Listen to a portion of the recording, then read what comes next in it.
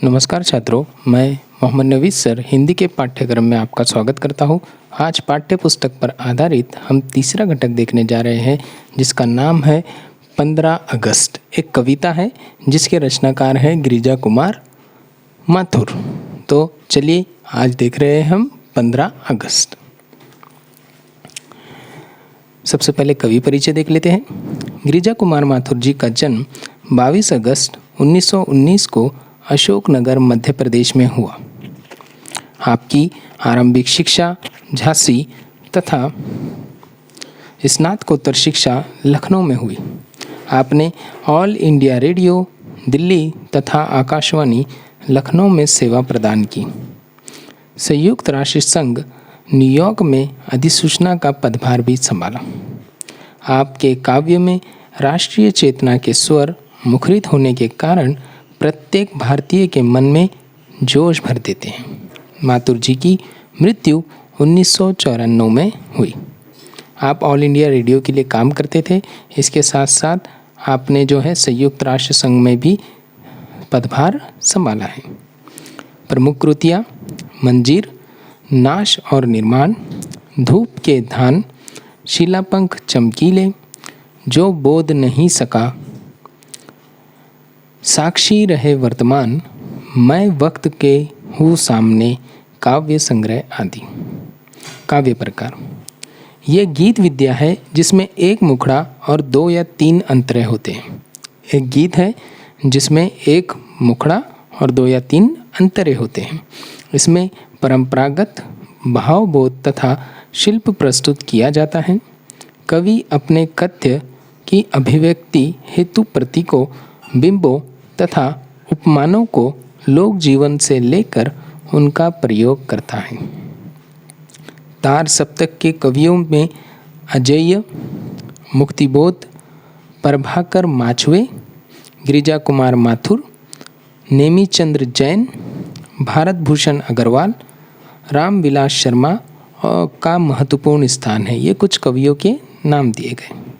काव्य परिचय, प्रस्तुत गीत में कवि ने स्वतंत्रता के उत्साह को अभिव्यक्त किया है। स्वतंत्रता के पश्चात विदेशी शासकों से मुक्ति का उल्लास देश में चारों ओर छलक रहा है। इस नव उल्लास के साथ साथ कवि देशवासियों तथा सैनिकों को सजग और जागरूक रहने का आह्वान कर रहा है। समस्त भारतवासियों का लक्ष्य यही होना चाहिए कि भारत की स्वतंत्रता पर अब कोई आँच ना आने पाए, क्योंकि दुखों की काली छाया अभी पूर्ण रूप से हटी नहीं है। जब शोषित, पीड़ित और मृतप्राय समाज का पुनरुत्थान होगा तभी सही मायने में भारत आज़ाद कहलाएगा। तो चलिए कविता देख लेते हैं। आज जीत की रात है, पहरुए सावधान रहना, खुले देश के द्वार, अचल दीपक समान रहना। यहाँ पर एक शब्द आया है पहरुए। पहरुए यानी पहरेदार।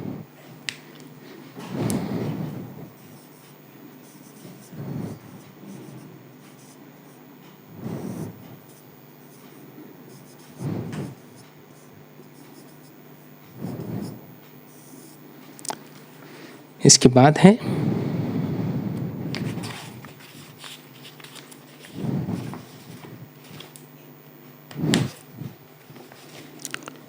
प्रथम चरण है नए स्वर्ग का, है मंजिल का छोर, इस जनमंथन से उठ आई पहली रतन हिलोर, अभी शेष है पूरी होना जीवन मुक्ता डोर, क्योंकि नहीं मिट पाई दुख की विगत सावली कोर, ले युग का पतवार बने अबुंधी महान रहना, पहरुए सावधान रहना।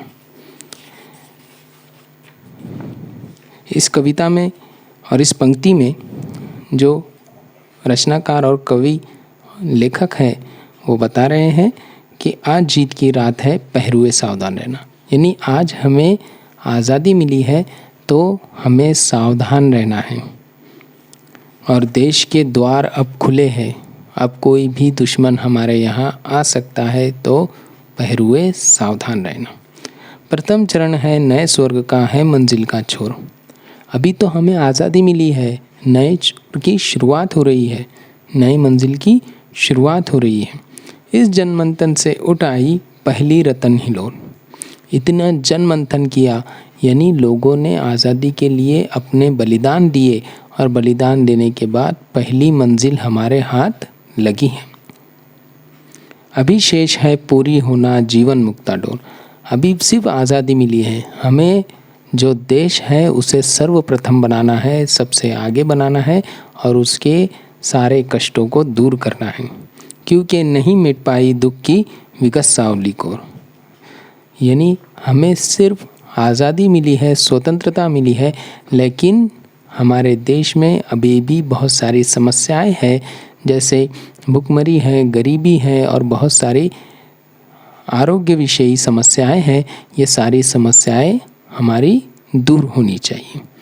ले युग की पतवार बने अबुंदी महान रहना, पहरुए सावधान रहना। दूसरी पंक्ति देखते हैं। विषम श्रृंखलाएं टूटी है, खुली समस्त दिशाएं, आज प्रभजन बनकर चलती युग बंदिनी हवाएं। प्रश्न चिन्ह बन खड़ी हो गई ये सिमटी सीमाएं, आज पुराने सिंहासन की टूटी रही प्रतिमाएं। उठता है तूफान, इंदु तुम दीप्तिमान रहना, पहरुए सावधान रहना। यहाँ पर एक शब्द आया है प्रभंजन। प्रभंजन के मीनिंग होते हैं, मानी होता है आंधी और तूफान।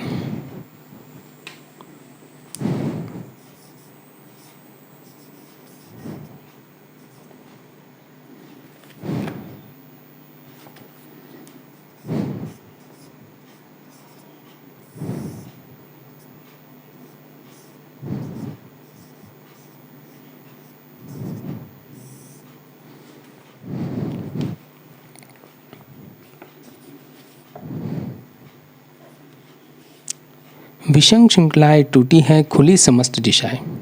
यानी जो हम पर विदेशी राज किया करते थे उनकी श्रृंखलाएं टूट चुकी है और हमारे लिए सारी दिशाएं अब खुली है।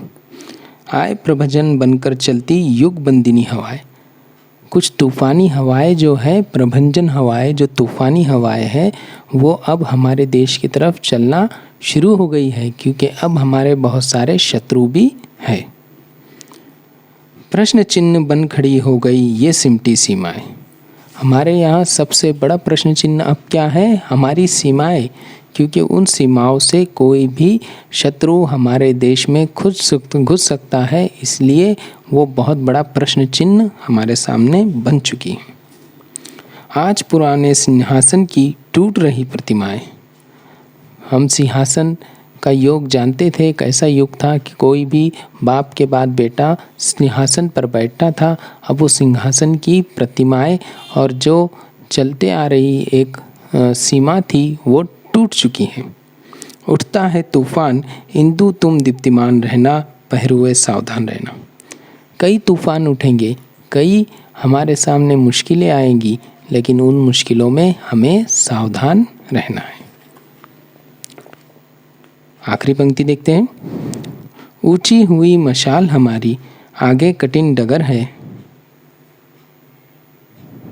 आगे कठिन डगर है। शत्रु हट गया लेकिन उसकी छायाओं का डर है। शोषण से मृत है समाज, कमज़ोर हमारा घर है, किंतु आ रही नई जिंदगी यह विश्वास अमर है। जनगंगा में ज्वार लहर तुम प्रवहमान रहना, पहरुए सावधान रहना।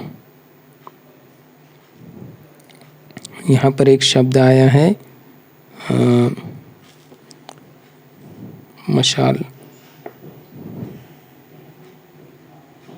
जनगंगा, जनगंगा यानी लोगों की भावनाएं।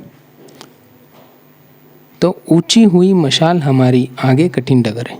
हमें एक जीत तो मिल चुकी है हमारी मशाल पर कि हम स्वतंत्रता की आज़ादी जीत चुके हैं, और लेकिन आगे की जो डगर है वो बहुत ही कठिन है। शत्रु हट गया लेकिन उसकी छायाओं का डर है। एक शत्रु तो चला गया, लेकिन उसकी छायाएं जो है अभी भी है, और बहुत सारे दूसरे शत्रु भी हैं, और उसके साथ साथ उसकी जो छायाएं है फिर से आ सकती है, फिर से हमें उसका डर लगने लगा है। शोषण से मृत है समाज, कमज़ोर हमारा घर है। हमारा जो शोषण हुआ उससे हमारे समाज में मृत्यु जैसे हालात हो गए हैं। कमज़ोर हमारा घर है, घर हमारा कैसे हो चुका है, कमज़ोर हो चुका है। किंतु आ रही नई जिंदगी, ये विश्वास अमर है, और हमें पता है कि नई जिंदगी आ रही है, ये विश्वास हमारा अमर है। जनगंगा में ज्वार, लहर तुम पर वहमान रहना, पहरुए सावधान रहना। तो इस प्रकार धूप के धान काव्य संग्रह से इस प्रकार हमारा आज का जो घटक है 15 अगस्त ये पूर्ण होता है। तो हम इसे यहीं पर ख़त्म करते हैं। धन्यवाद।